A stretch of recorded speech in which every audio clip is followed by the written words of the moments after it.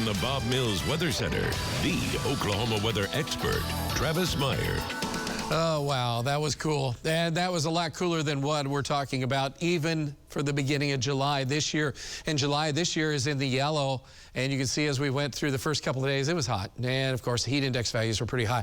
But then we've been able to enjoy this great, crazy weather of well below normal. This is last year. In case you don't remember, last year just went wild starting in July. It was hot most summer, but mainly from July and August is like it didn't rain, just got 100 degrees. And it was a very, very miserable summer last summer. So this is a lot different look so far. And again, we still have to go through the heart and end of July and August. But what's been going on is the fact that we have what we call northwest flow. And I've said this multiple times. With northwest flow, weatherman's woe is what it was the statement for a long time.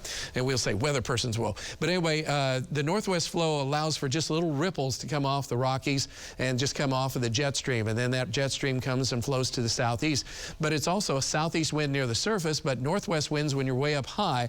And so that combination helps to create lift, and that lift creates the thunderstorms, and the thunderstorms have been rolling into western Oklahoma.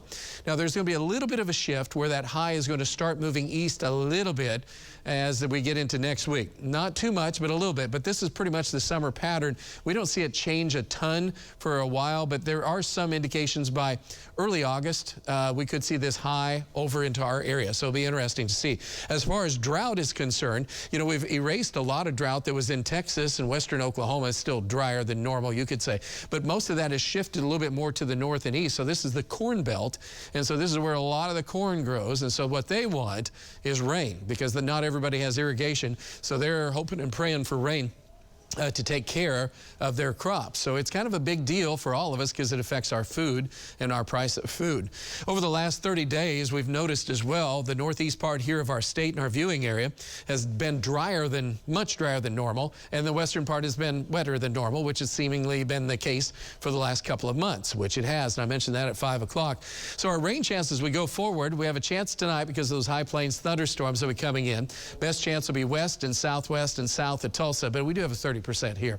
As we look on into tomorrow night, there's a little ripple coming through. That's why I have to go. Normally I'd say, nope, don't worry about it, but there's a small window for that. A little bit more of a window for Wednesday night and Thursday morning. And then a similar story happens as we start to look on into the extended forecast. So we're not guaranteeing any period of time without rain until we get to next week. Then the chances go way down as we have a ridge coming in, and so that should slow down the rain and the series of showers and thunderstorms. But also, we're going to be hot for the next few days, and then we cool off over the weekend with that boundary in. Then we start to get hotter as we get into next week, which is not a good situation. In fact, for the next few days, it's going to be pretty doggone hot, so we'll have to deal with that. 88 degrees, 91 is the heat index right now. Most of our temperatures are hanging in the upper 80s to near 90, and you can see that across the state. But it's building up out west again, and what we anticipate will happen is showers and storms that are in western Kansas as we go through later tonight.